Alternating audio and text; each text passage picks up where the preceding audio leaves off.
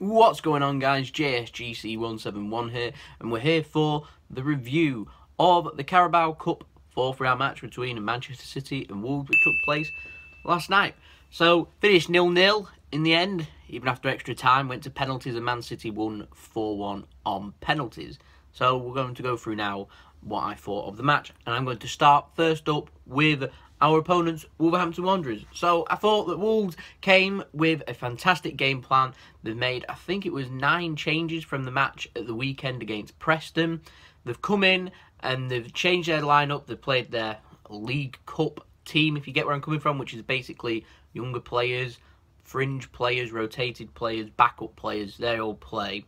And I thought, all in all, fantastic from Wolves, actually. They came with a game plan which was to frustrate Man City, allow them no space, don't allow them to have any shots, and if you can't have proper shots at goal, you can't score. That was their philosophy, and it worked just a treat. So I expect that teams now, for the next month or two, probably to try and copy Wolves, because you see that it worked. It worked for Everton back in August. They managed to nab a goal, but Man City managed to break them down in the end. But fair credit to Wolves. They're the first side this season that Man City haven't broke down. Even after 120 minutes, and Man City put out a strong side, so that is every fair credit to Wolves. That is fantastic. I can't emphasise enough how brilliant a performance that was from Wolves, and it deserves applaud from everyone. I don't know if Guardiola has applauded Wolves or not, but I hope he has, because I thought they were fantastic. I thought the fans yesterday were fantastic. They were loud, they were cheering on the side. Over 6,000 have travelled up midweek from the Midlands up to Manchester. Fantastic support, fantastic performance from the side, and they can hold their heads up high. They were unlucky to go out on penalties, which is basically a toss of a coin of who goes through. They've introduced this new ABBA rule, which is the team takes 1 penalty, then the next team takes 2, then 2, and 2, like that. I don't know if it's going to work or not. They just seem to be trying all kinds of stuff. There's been 4th substitutes and stuff, so it seems to be like a trial cup. It's like rugby league of football, this Carabao Cup. There you go. So I'm going to go through Wolves first. I thought, first up, that their striker, Eno Bakare, I think his name was, young lad, was fantastic. I think he missed 1 or 2 fabulous one-on-one opportunities. But, you know, they were good saves. Bravo closed them down really well. He's my man of the match, by the way, Bravo. We'll get to that in a bit. But it caused all kinds of problems, caused Mangala all kinds of headaches, and basically, you know, ending Mangala's career at Man City, you'd probably think there. So, fantastic from him. I should imagine he'll be wanting some more games with Wolves. I thought that the winger Costa showed loads of pace, leaving our young lad Zinchenko for dead as well.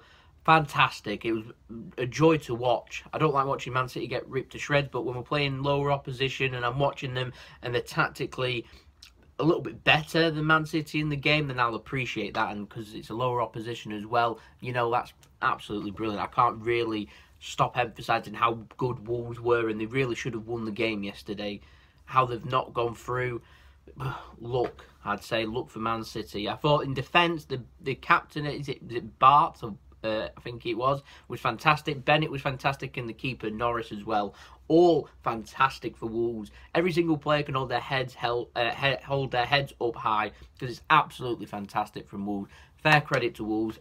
Wish you all the best of luck for the rest of the season. Carry on playing like that with your first team as well. Then you're going to probably end up in the Premier League, and we'll be seeing you again next season, where hopefully we'll have just as good a game, even though it finished 0-0. But City's 11 game winning run comes to an end. If we'd have won yesterday in, I think it's before extra time, if it's before the final whistle in extra time, it'd have counted as a win, but we didn't, so it counts as a draw. So that ends the winning streak that we had. A 12 winning streak would have been the record. Instead, it ends on 11. Again, fantastic of Wolves to be able to do that. I do fear that West Brom are going to copy this, though, going into the match on Saturday. So that's another problem there for Guardiola to think about. But brilliant from Wolves. And talking of Pep Guardiola, he's blamed the ball. So we've used the same ball as what it was against West Brom, where we had no problem scoring, winning 2-1 in the game.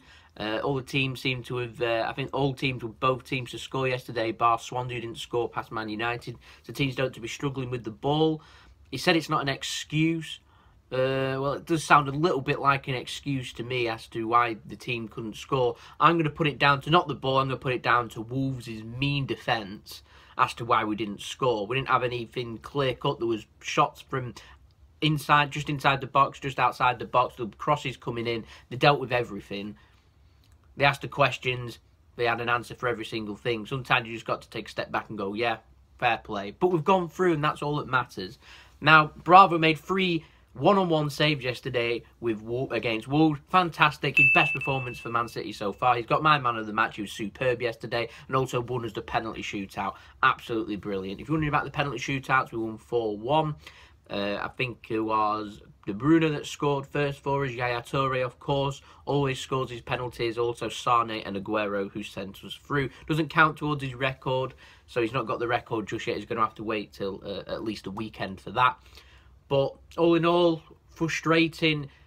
We've got a lot to think about. We've got 3 big games coming up, away against West Brom, away against Napoli and Naples, and then a match against Arsenal at home, which will take us to the international break.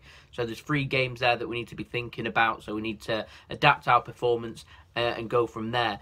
Just a short little bit on the Man City players yesterday. I thought Mangala, I'm not sure if we're going to see Mangala in a Man City shirt again after yesterday's performance. I thought that it was okay at times, but just not at the races at others. And he's coming up against a Wolves striker that isn't their first choice striker.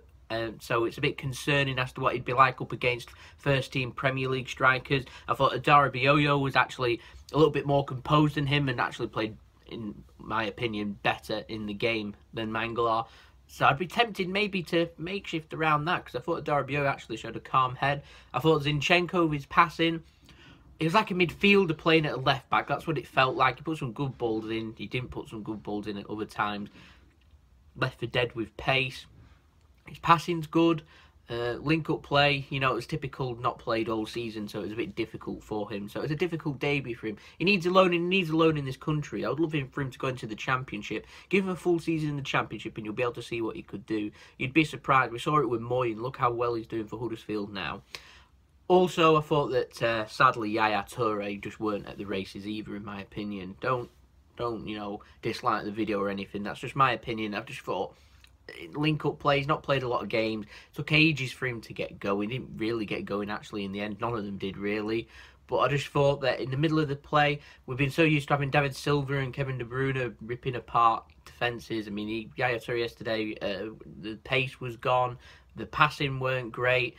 The accuracy weren't great. It's a bit like having a youngster, but he's now, is he 33, 34, so it weren't good.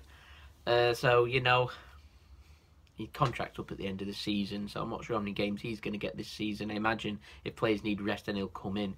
Same with Mangala, really. And we also went with a strong lineup. Bernardo Silva, Sergio Aguero, Gabriel Jesus, who didn't have his best game, let's be honest with you. So, you know, that's something for us to think about. I thought we looked a lot better when Leroy Sane came on, but that might be due to Wolves being extremely tiny and being so quick that caused a lot of problems. So, if I was Guardiola, I'd be thinking about maybe tweaking the attack.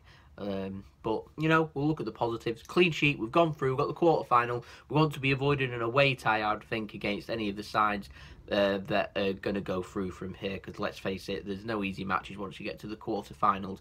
You know, an ideal match would probably, you know, would be anyone at home. I'm not too bothered if we're facing Bristol City or Tottenham, Chelsea, Arsenal, Man United. As long as it's at home, I'm not too concerned, and we put out a strong lineup, then not too concerned. But if we've got anyone away, that Bristol City match, if we get them away, that'd be a good match, if I'm honest. But something like Arsenal away or something, that's just, you know, that's a disaster. And I imagine it's not easy for Arsenal either. They'll all be wanting to avoid each other. But I'm not too bothered about facing any of the sides, because let's face it, your quarter-final now, a few of the big clubs have gone through. You've got to meet them at some stage, so you may as well meet them at home rather than over 2 legs. There you go. So that's my review. I thought Wolves fantastic, Man City not so fantastic, Bravo awesome though. We go through and we look forward to the draw, and we move on to West Brom, and Wolves move on to their rest of their season, and I wish them all the best, and I really do hope that they come up, play like they did yesterday, and they will come up. So good luck for the season. Wolves fans, thanks for the few subscribers that I've gained and views from the last video for the preview. Much appreciated. I do want to say one thing. I said that Yota yesterday was the player from Brentford. Apparently I've left in the comments that he went to Birmingham. This is actually another player that they've signed from Portugal. I apologise, that was my mistake. So they've signed the one from Portugal, not him. All got the same names, it's confusing. There we go. So it's been JSGC on 7. Hope you all like the video. Don't forget to check out my social media in the description below. And also, please remember to subscribe. We've got lots more previews reviews and football videos coming up, including Football Fix next week, along with Fantasy Football. Check that out too. So, it's been JSGC 171. I hope you'll have a nice day. Peace. Ciao for now.